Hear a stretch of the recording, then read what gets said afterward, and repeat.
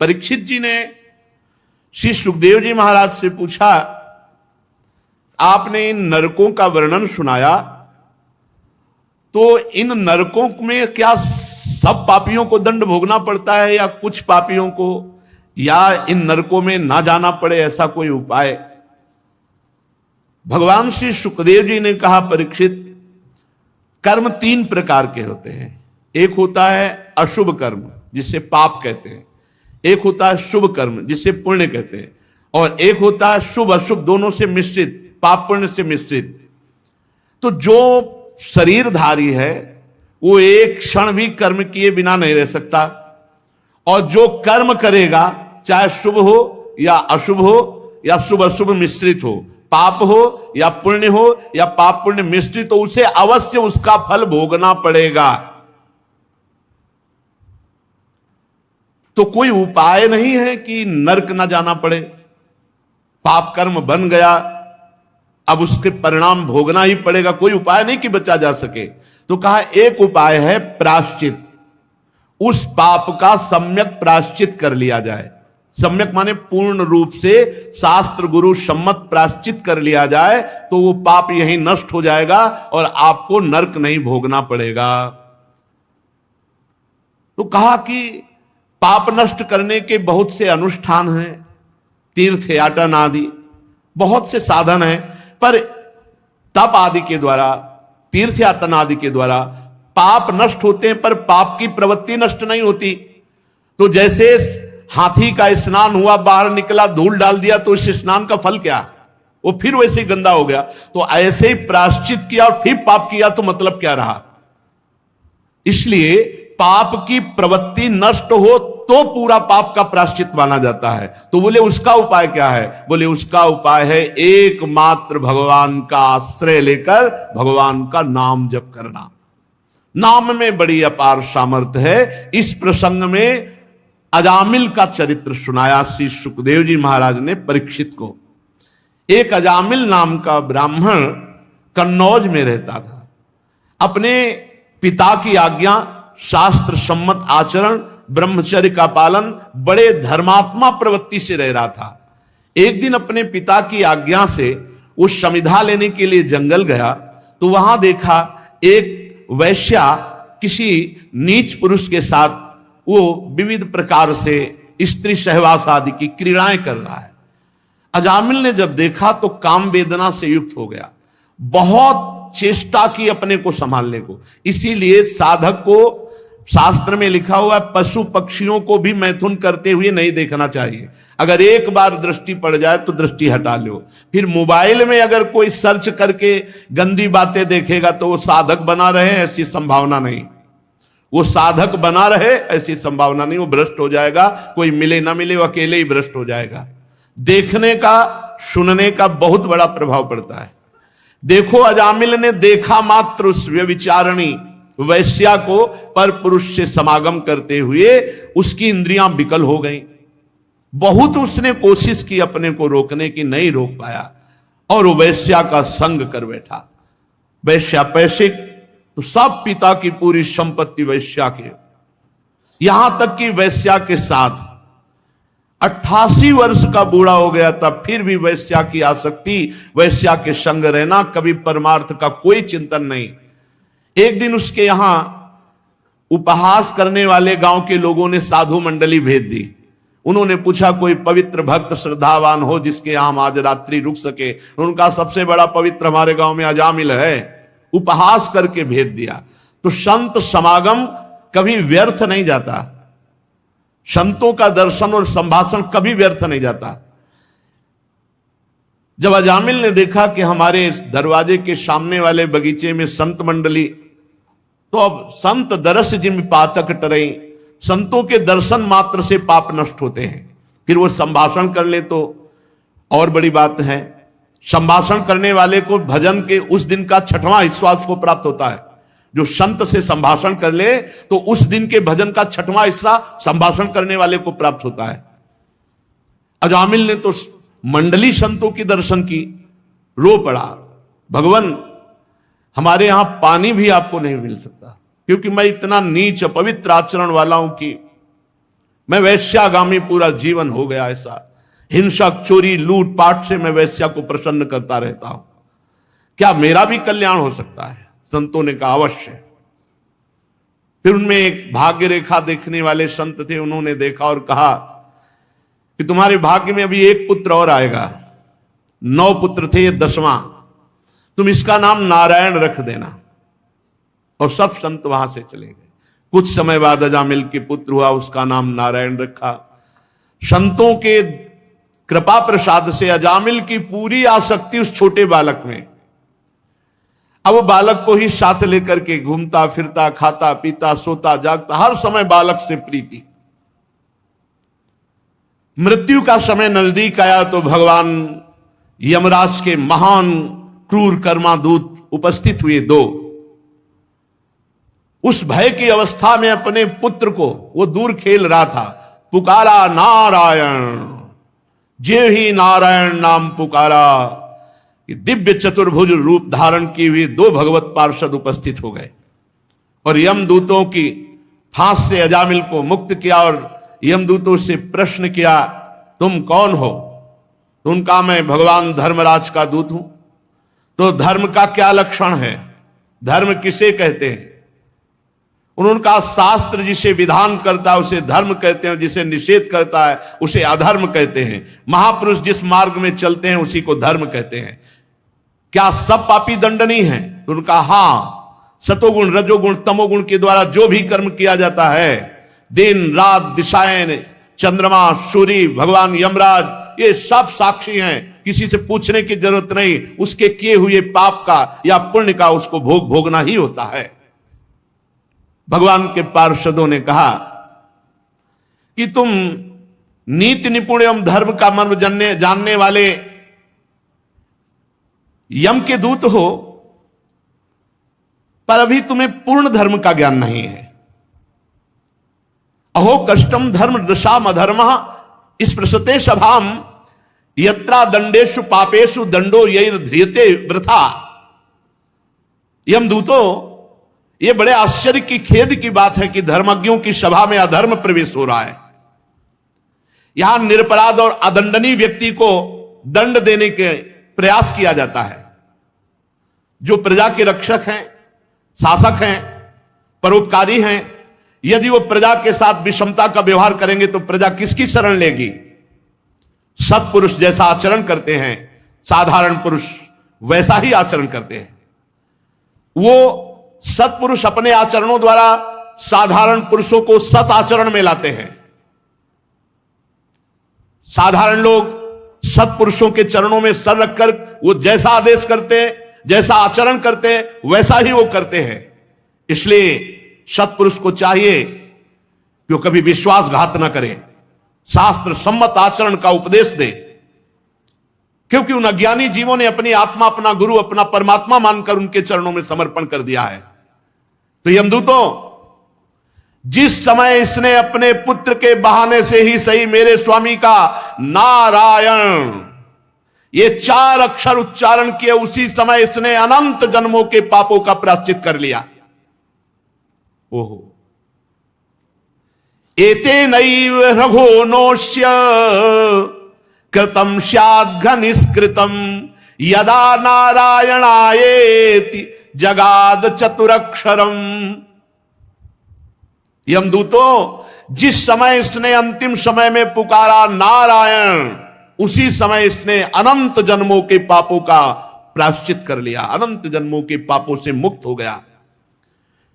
ये महापापी कहे जाते हैं। स्तेनः सुरापो मिध्रुग ब्रह्महा गुरुतल्पगा स्त्री राज पितृगोहंता ये च पातकिनो परे।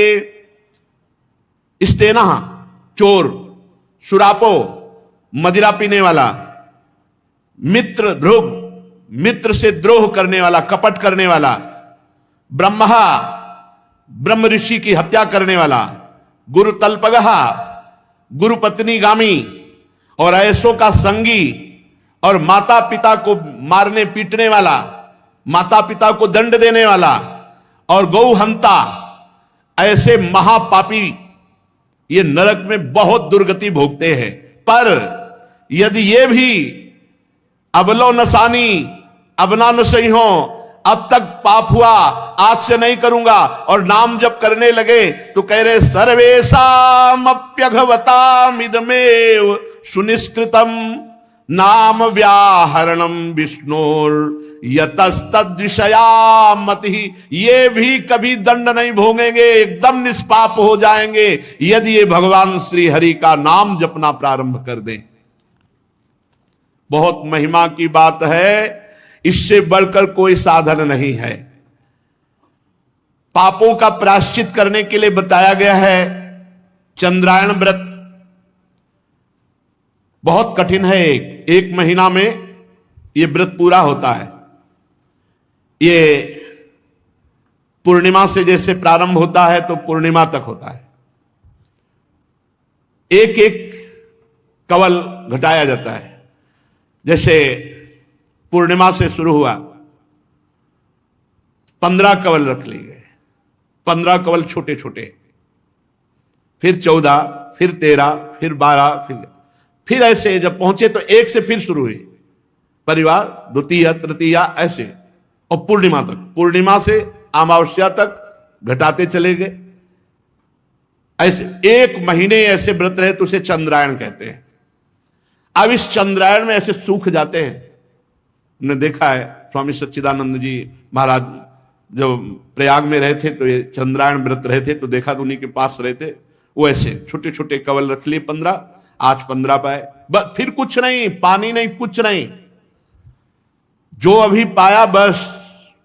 अब चाहे 15 कवल में पानी भी रख लीजिए, भोजन भी रख लीजिए, जो भी, मान लो तो आपको 7 कवल भोजन रख लिए तो उसी नाप का 7 कवल का पानी, उतना ही, बस उतना ही।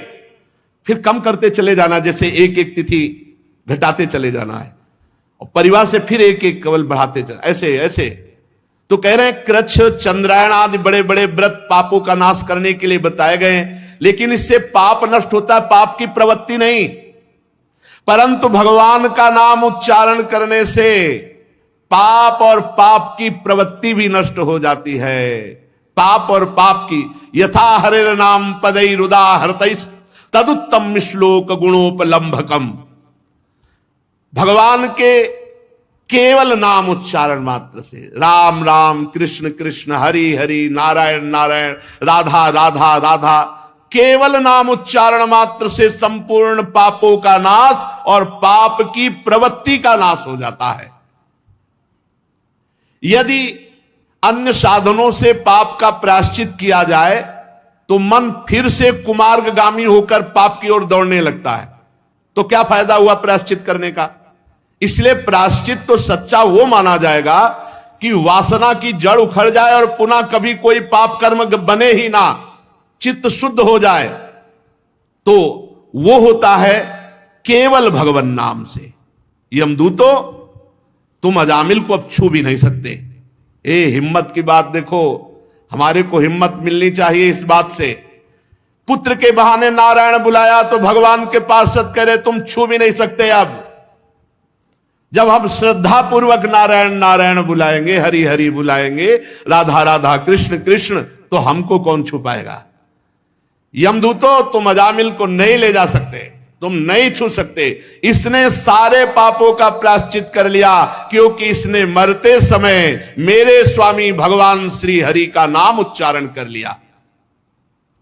यदि अंतिम समय आपसे भगवान नाम उच्चारण ना हो और जीवन भर आप प्रयास करते रहे नाम जपने का, तो हमने संतों से और शास्त्रों में पढ़ा है कि अंतिम समय भगवान उसकी स्मृति बनते हैं, भगवान स्मृति बन जाते हैं। जब बेहोश हैं, कष्ट में बहुत पीड़ित हैं, अब हम बोल नहीं सकते, उस समय भगवान नाम रूप से छा जाते, राधा राधा। जैसे कोई मर रहा है, पशु पक्षी मनुष्य, और आप वहां गए, राधा राधा राधा उच्चारण किया, उसके कान में सुनाई पड़ गया, उसका एक बार कान में शब्द गया राधा, अब उसकी गति बन जाएगी और आपको वो पुण्य मिलेगा जो त्रिभुवन में किसी भी पुण्यात्मा ने किसी पुण्य साधन से वो लाभ नहीं प्राप्त किया, जो लाभ एक जीव को भगवत प्राप्ति कराने से होता है। कभी ऐसा अवसर मिले तो बहुत बड़ा दांव है, जीतना चाहिए दांव। कोई पशु पक्षी मनुष्य मर रहा है, हमें कोई मतलब नहीं, नजदीक जाके सुना दिया राधा राधा राधा राधा। अब वो कोई पाप नहीं कर सकता, मरण सैया में जब पधारेगा तब उसका मंगल हो जाएगा, आपको परम लाभ मिल जाएगा। बड़े बड़े महात्मा पुरुष ये जानते हैं कि सांकेत्यम पारिहास्यम वा स्तोभम हेलन में वा वैकुंठ नाम ग्रहण मशेषाघ हरम विदुहु। संकेत में राधा राधे ऐसे किसी को संकेत में, श्री हरिवंश संकेत में पुकारने मात्र से, या परिहास्यम अपने लोग मानो कीर्तन करें, कोई उपहास करे, राधा राधा इससे भी उसका, परिहासम स्तोभम आलाप लेने में, स्तोभम आलाप लेने में, हेलन अवहेलना करने के लिए किसी की, हंसी उड़ाना, अवहेलना करना, इसमें भी नाम का उच्चारण कर लेना। जैसे कोड़े मारते हैं ठाकुर हरिदास जी को जल्लाद, तो हरिदास जी के श्रीमुख से निकलता है हरि बोल, वो मारते कोड़े कहते हरि बोल कहता है, तो हरिदास जी मुड़ के देखते हैं और कहते हैं तुम्हारा भी मंगल हो गया, क्योंकि तुम्हारे मुख से 2 बार हरि नाम निकला। परिहास में, तान आलापने में, किसी की अवहेलना करने में, यदि भगवान नाम उच्चारण हो जाए तो उच्चारण और श्रवण करने वाले दोनों के पापों का नाश हो जाए। ये खूब विचार करके, खूब अनुभव करके, संतों की कृपा से तब हम उत्तर देते हैं, नाम नाम नाम पकड़ो नाम। जो मनुष्य पतितः स्खलितो भग्नः संदस्तस्तप्त आहतः हरिरित्येव सेनाः पुमान्नार्हति यातनाम। पैर फिसल रहा है, राधा गिरते समय राधा, या कोई भयानक सांप आदि दिखाई दिया, राधा राधा राधा, या आग जलते समय, चोट लगते समय जो पुकार उठता है भगवान नाम, हरि हरि कृष्ण कृष्ण राम राम राधा राधा, छोटे बड़े सब पाप उसके भस्म हो जाते हैं। प्रेम से नहीं जप रहा, गिरते समय, फिसलते समय भयानक सांप आदि देख करके भयभीत होकर पुकार पड़ा भगवान नाम, छोटे बड़े सारे पापों का प्रायश्चित हो जाता है। इसमें संदेह नहीं कि तपस्या, दान, जप, तीर्थ स्नान और भी अनुष्ठान ये पापों को नष्ट करते हैं, इसमें संदेह नहीं, नष्ट करते हैं, पर पापों को नष्ट कर देते हैं, पर मलिन हृदय को नहीं। मलिन हृदय ये नाम जप से शुद्ध होता है, भगवान के चरणों की सेवा से, और भगवान के नाम जप से जैसा हृदय शुद्ध होता है वैसा किसी तीर्थ स्नान, दान, पुण्य, तपस्या, अन्य साधनों से नहीं। यमदूतों जैसे जान या अनजान में अग्नि का स्पर्श हो जाए तो अग्नि जला देती है, वैसे ही श्रद्धा से, अश्रद्धा से, जान से, अनजान से कैसे भी भगवान के नाम का उच्चारण किया जाए वो सारे पापों को भस्म करके भगवत प्राप्ति करा देता है। ये नाम का प्रभाव है। जैसे कोई परम शक्तिशाली अमृत को गुण जानकर पिए या अनजान में पी जाए तो अमर ही हो जाएगा, ऐसे तुम जानकर महिमा नाम की जपो या अनजान में भी ऐसे ही राधा राधा, आप परम अमृत पद के अधिकारी हो जाएंगे। नाम अपना फल देकर ही रहेगा, वो तुम्हारी श्रद्धा की बिल्कुल भावना नहीं रखता।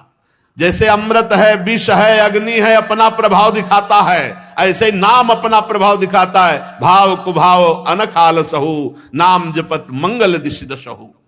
हरिहरति पापानि दुष्ट चित्तैरपि स्मृतः, अनिच्छापि संस्पृष्टो दहत्येव ही पावकः। दुष्ट चित्त पापी मनुष्य यदि ये महिमा सुन ले और उच्चारण करने लगे श्री हरि श्री हरि श्री हरि, तो जैसे अनजान या अनिच्छा से स्पर्श करने पर अग्नि जलाती है, वैसे ही भगवान श्री हरि का नाम समस्त पापों को जला देता है। कभी ये नहीं सोचना चाहिए कि हमारा मन लगता नहीं है, आग को छुओ मन लगा के तो जला देगी, बिना मन लगाए छू जाए तो जला देगी, कोई दूसरा अचानक छुआ दे तो जला दे। नाम का श्रवण, नाम का कीर्तन सारे पापों को भस्म कर देता है। श्रद्धा श्रद्धा, भाव कुभाव जैसे भी बने नाम जप। सकृदुच्चरितम येन हरिरित्यक्षरद्वयम बद्धा परिकरस्तेन मोक्षाय गमनम प्रति। जिसने अपनी जबान से उच्चारण किया हरि ये 2 अक्षर, राधा ये 2 अक्षर, राम ये 2 अक्षर, भगवान नाम में अपार सामर्थ्य, मानो उसने मोक्ष प्राप्त करने के लिए कमर कस ली। भगवान नाम उच्चारण कर लिया, कितनी बार करे? सकृदुच्चरितम येन, एक बार उच्चारण कर लिया, अब वो नरक नहीं जाएगा। ये देख लो भाई, सकृदुच्चरितम एन, विश्वास शास्त्र की बात पर करो। और इसका बहुत सुंदर भाई जी श्री हनुमान प्रसाद पोद्दार जी ने एक चरित्र सुनाया था कि एक धर्मचंद्र और कर्मचंद्र नाम के 2 भाई थे। तो धर्मचंद्र बड़ा साधु भगत, संतों की सेवा करने वाला, निरंतर नाम जप करने वाला, भगवत कथा भगवत सेवा, अपने कर्तव्य को भगवान की पूजा। और ठीक छोटा भाई विपरीत आचरण करने वाला, शराब पीना, गंदे आचरण करना।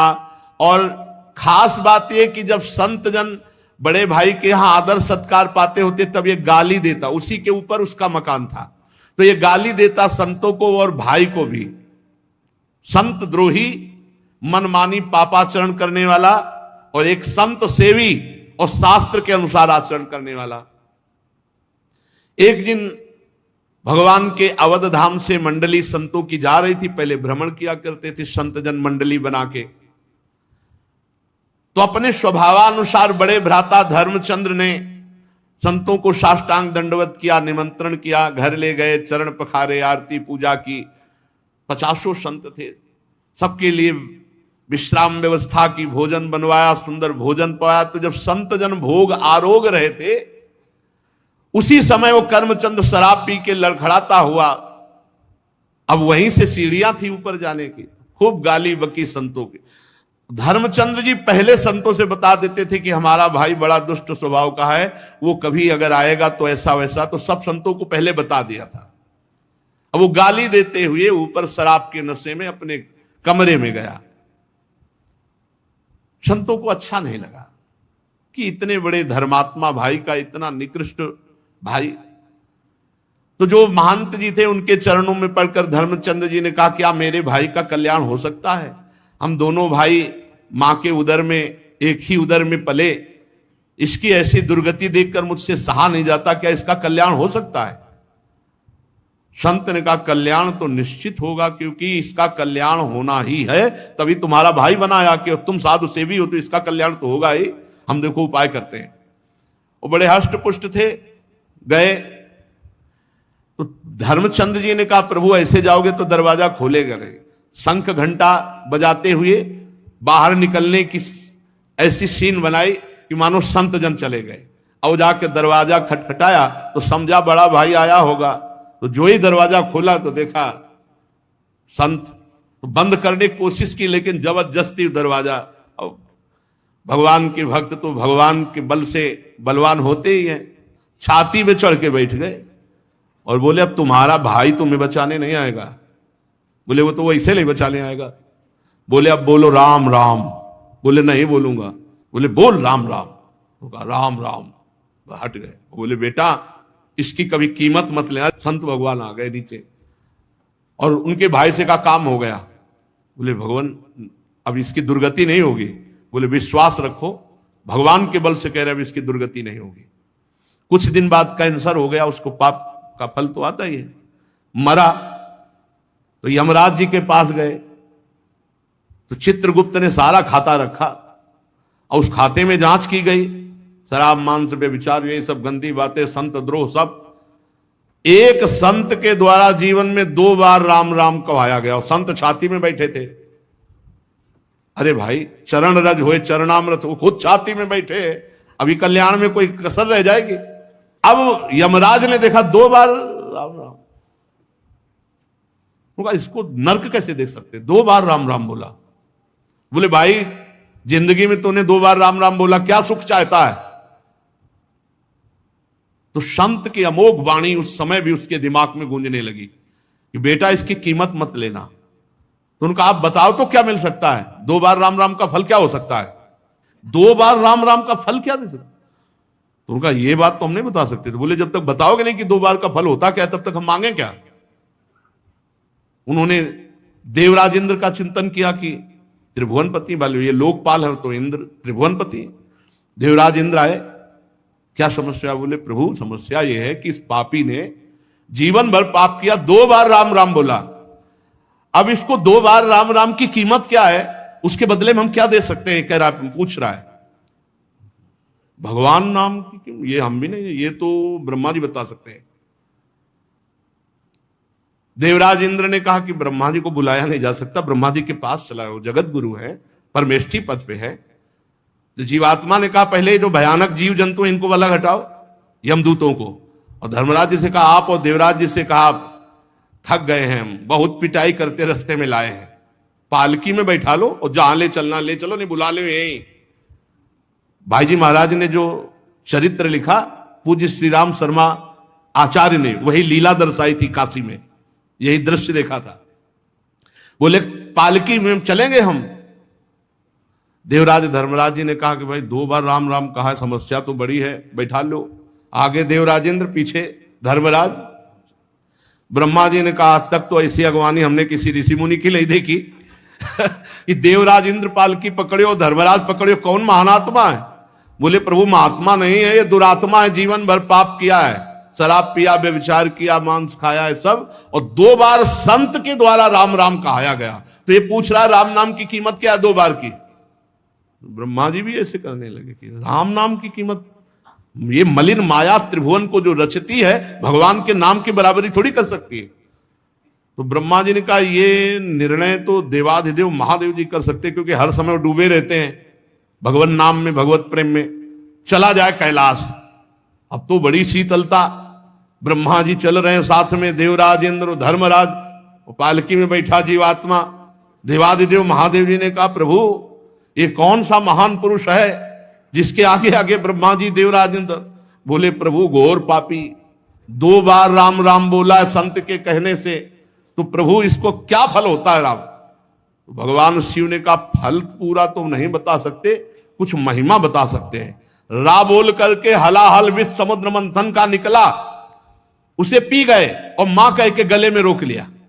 राम नाम से आज भी गले में नीलकंठ बना हुआ, पूरा विष रुका हुआ है और एक बूंद कोई नहीं रोक सकता गले में। गले में चला जाए, हाँ खांसी आ जाए, पूरा हलाहल विष राम नाम से गले में रोक लिया। और काशी में जो मरता है इसी नाम से, हम तारक मंत्र है, इसी से मोक्ष पदवी। बड़ी महिमा गाई, पर कहा कि पूर्ण फल क्या ये तो नहीं बता सकते। तो बोले प्रभु अब 2 बार राम नाम का पूर्ण फल तो पता ही चलना चाहिए।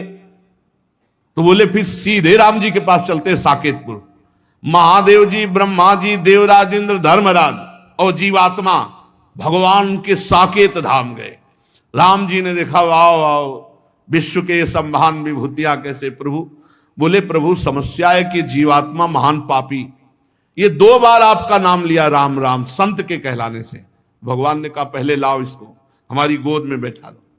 भगवान साकेत धाम में सियाजू पार्श्व में विराजमान, हनुमान जी चरणों में, और उस जीवात्मा को अपनी गोद में बैठा ला और कहा भाई कोई तपस्वी आज तक ऐसा नहीं देखा जैसा आप लोग लाए हो इसको, और आज ये हमारी गोद में बैठा है। हम सब तपस्या साधनाओं का फल दे सकते हैं, लेकिन ये तुम महिमा देख लो, लेकिन महिमा पूरी क्या है राम नाम की कीमत ये हम भी नहीं कह सकते। कहूं कहां लगी नाम बड़ाई, राम न सकही नाम गुन गाई। भगवान ने कहा इसे साकेत में छोड़ दो, जाओ। और सब वापस हो गए, लेकिन 2 बार राम राम कहने वाला भगवान के साकेत धाम में वास किया। तो यहां कह रहे सकृदुच्चरितम येन हरिरित्यक्षरद्वयम बद्धा परिकरस्तेन मोक्षाय गमनम प्रति। एक बार ये बोल दिया हरि राधा राम कृष्ण कुछ भी भगवान नाम, पर देखो खास बात है गुरु के बुलाए से बोला 2 बार राम नाम, संत के द्वारा बुलवाने से वो बीजाक्षर महामहिमा में हो गया। और ऐसे भी नाम लोगे तो मंगल ही होगा, पर गुरुमुख से जो नाम वो बहुत महिमा में। एक बार नाम पूरे रजिस्टर में एक बार लिखा किसने राधा बोला, एक बार हरि बोला, एक बार कृष्ण बोला, भारी पड़ जाएगा हिसाब भाई।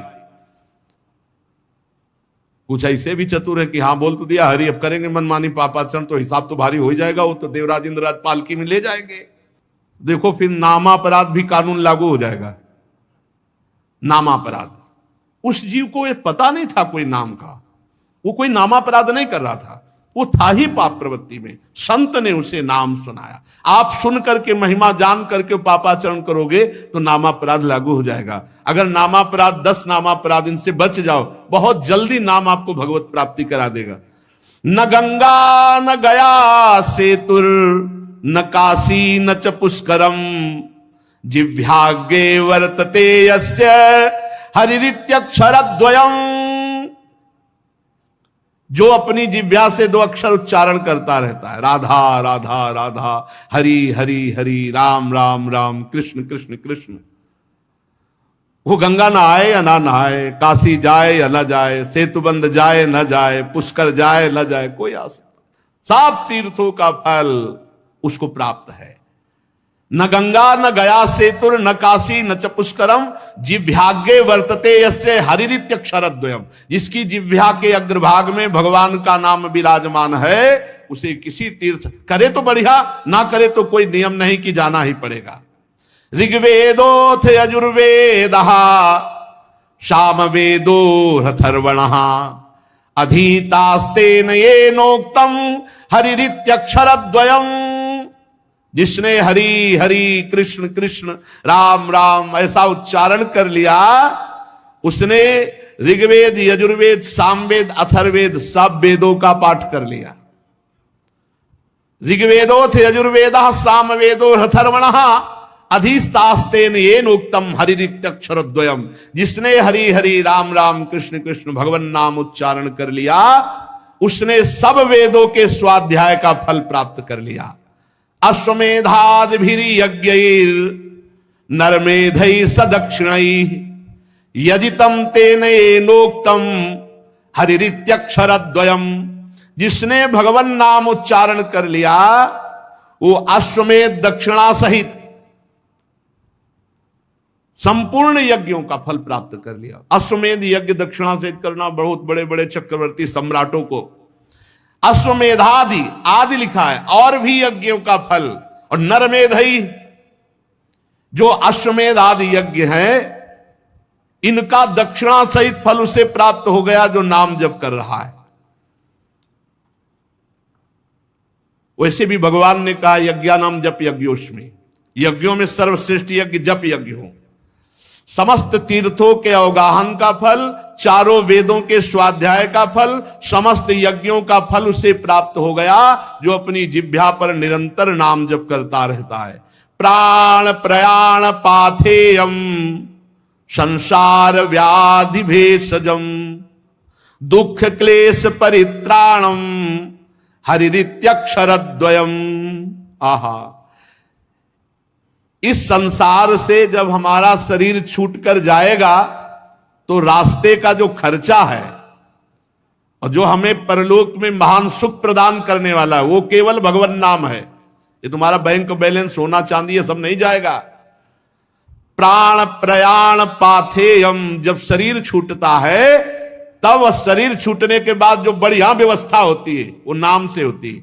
बढ़िया नाम जब किए हुए है तो भगवान के पार्षद आते हैं, दिव्य लोक को ले जाते हैं और भगवान के साथ आनंद भोगता अनंत काल तक। इसलिए कोई भी हो, स्त्री हो पुरुष हो बालक हो वृद्ध हो, मूर्ख हो, पढ़ा लिखा हो, पवित्र हो या पवित्र हो, नाम के लिए कोई ये मर्यादाएं नहीं कि आपको पवित्र होना चाहिए, आपको इतना जवान होना चाहिए, आपको पढ़ा लिखा होना चाहिए, आपको अमुक कुल वाला होना चाहिए, कोई नहीं।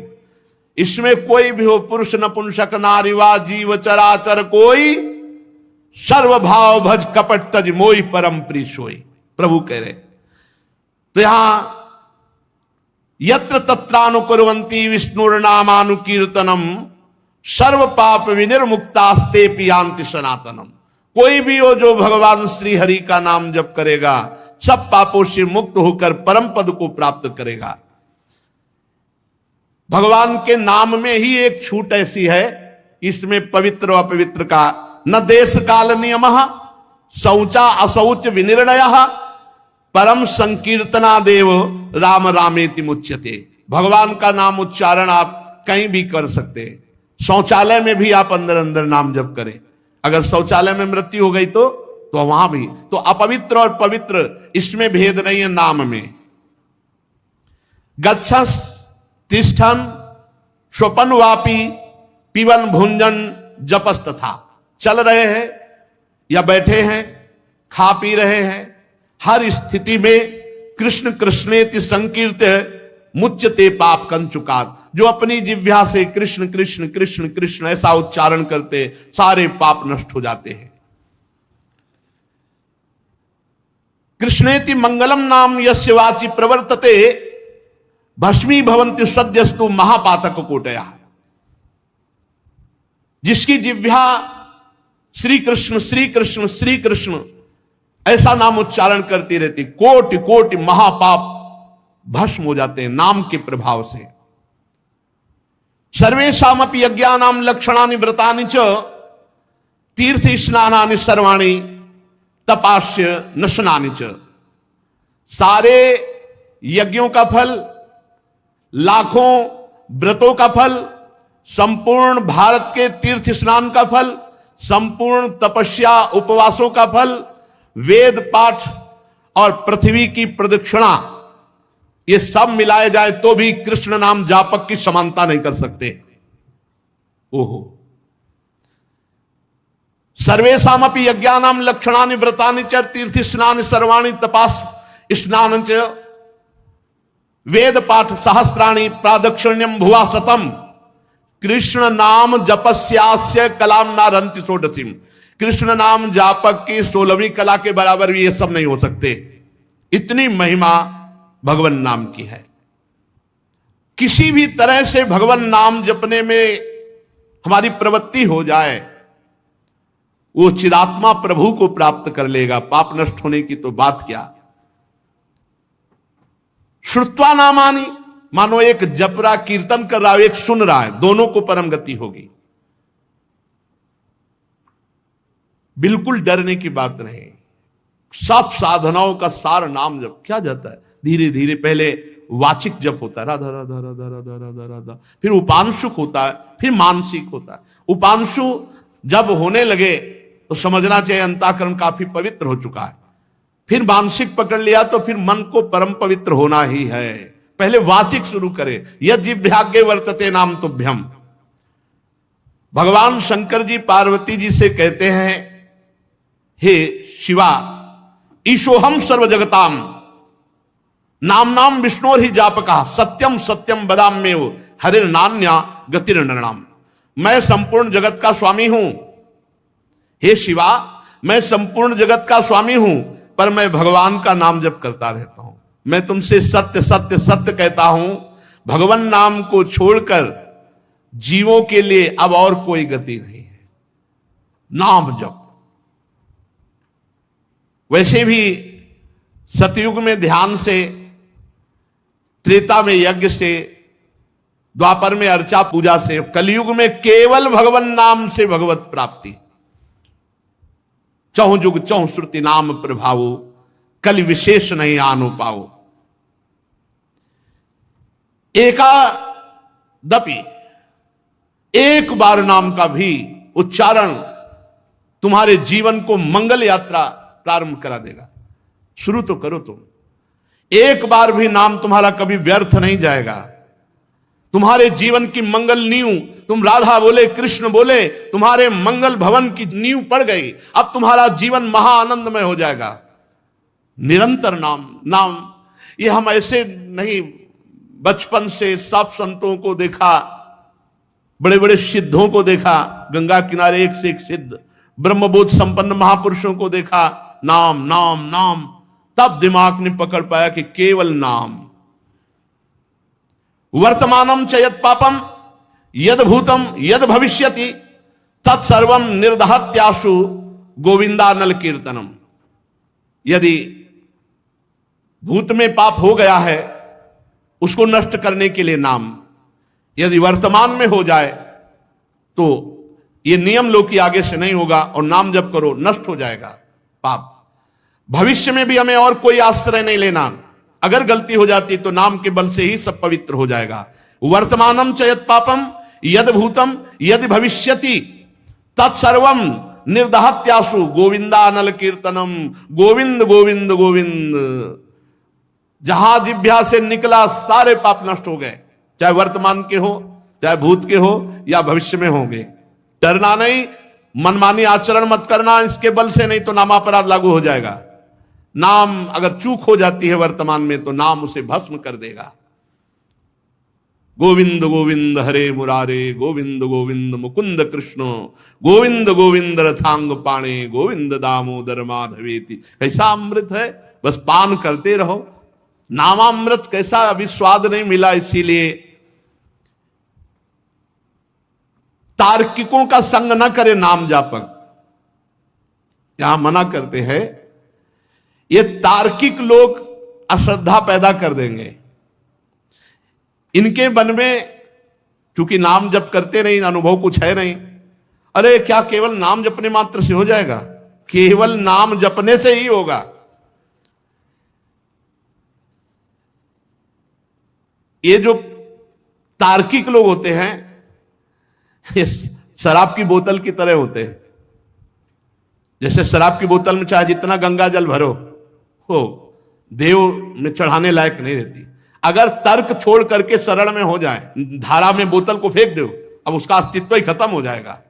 ये तर्क छोड़कर यदि ये भी नाम जप करे तो इनका मंगल हो जाएगा। इसलिए यहां कह रहे हैं तार्किक पुरुषों का संग न करें। ये जो नाम में अश्रद्धा पैदा कर दे, ऐसे नास्तिकों, ऐसे तार्किक पुरुषों का संग न करे। जो नराधम नाम की अवहेलना करते हैं, नाम में अर्थवाद की कल्पना करते हैं, ऐसे लोगों का संग त्याग कर दे। जो नाम की महिमा सुनकर नाम जपने के लिए उत्साहित हैं, धन्यवाद है, उनके दुखों का अंत होने वाला है। ये महिमा सुनकर जिनके मन में बात आ गई कि आज से बस नाम ही जप करेंगे, अधिक से अधिक नाम जप करेंगे, तो कह रहे हैं वो धन्यवाद का पात्र है। उसके सारे पाप नष्ट होकर वो दुख को मिटाकर भगवान के प्रेम में डूबेगा। श्री सुखदेव जी महाराज कहा, परीक्षित, ये यमदूतों का और भगवत पार्षदों का, दोनों का उपदेश सुन रहा था अजामिल, क्योंकि उसको लगा अरे मैंने जीवन कितना बर्बाद कर दिया, भगवान का नाम नहीं जपा। इधर भगवान यमराज के दूत छोड़ करके यम जी के पास गए। अजामिल उठा और भगवान के पार्षदों को साष्टांग प्रणाम किया। अजामिल कुछ कहना चाहता था भगवान के पार्षदों से कि हमको अगर कुछ ही समय मिल जाए तो मैं भगवान का नाम जप करके, तो सर्व पापहारी भगवान के पार्षद अंतर्ध्यान हो गए। कुछ कहना चाहता था कि अगर मुझे समय मिल जाए, बस वो शुरू हो गया। जो ही अंतर्ध्यान में, हाय मैं कितना नीच पापी। अब चूंकि भगवान के पार्षदों का दर्शन हुआ ना, बड़ा हृदय में पश्चाताप। और ये जो मैंने अभी दृश्य देखा, ये भगवत पार्षद, ये स्वप्न था या जागृत? अभी अभी हाथों में फंदा लिए हुए यमराज के दूत हमें खींच रहे थे और वो भगवत पार्षद बचा रहे थे। मैं इस जन्म का महापापी हूं, फिर भी कौन से जन्म का पुण्य उदय हो गया कि मेरे मुख से नारायण नाम निकल गया। नहीं नहीं, ये तो भगवान की अहेतु की कृपा है। कहा भगवान का मंगलमय नारायण नाम, ये तो सचमुच केवल भगवान की अहेतु की कृपा से निकला नाम। ये जो नाम भगवान का निकलता है, तो जेई नाम तेई कृष्ण, मानो भगवान कृपा करके नाम रूप से हमारी जिह्वा में स्फुरित होते हैं। अब मैं एक क्षण भी व्यर्थ नहीं जाने दूंगा। अपने प्राणों को वश में करके, इंद्रिय मन को वश में करके निरंतर नाम जप करते हुए भगवान में तन्मय हो जाऊंगा। और ऐसा ही किया, वहां से सीधे हट गए। मैंने अज्ञानवश जो अभी तक समय में व्यतीत किया, नहीं, भगवान की इस माया ने मुझे बहुत नचाया। अब नहीं, थोड़ी देर के लिए भगवान के पार्षदों का संग हुआ, सब कुछ छोड़कर हरिद्वार में गए और एक भगवान के मंदिर में बैठ करके अपनी इंद्रिय मन को सब जगह से हटाकर भगवान का निरंतर चिंतन करते हुए अपनी बुद्धि को भगवान में मिला दिया और अनुभव स्वरूप परमात्मा को प्राप्त करके अपने शरीर को छोड़ दिया। नाम जप करते हुए अजामिल ने हरिद्वार में अपने शरीर को पूर्ण किया। शेष चर्चा आगे। बस हमको ये ध्यान रखना है, जो अजामिल ने नियम लिया कि अब अपनी इंद्रिय और मन को समेट कर केवल भगवान का भजन करते हुए भगवत प्राप्ति कर ली, ये लक्ष्य हमारा भी बन जाए कि हम सब काम करते हुए भगवान का नाम जप करें और नाम जप के प्रभाव से इसी जन्म में भगवत प्राप्ति करें। श्री राधा वल्लभ लाल की।